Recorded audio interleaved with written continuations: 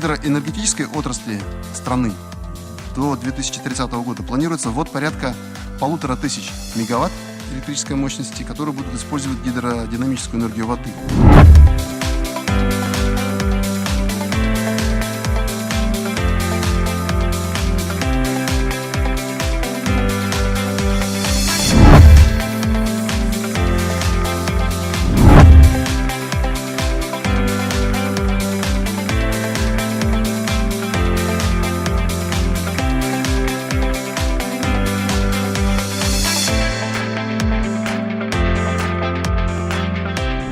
ГЭС и на Майнакской ГЭС применено самое современнейшее оборудование, которое на сегодня есть в мире.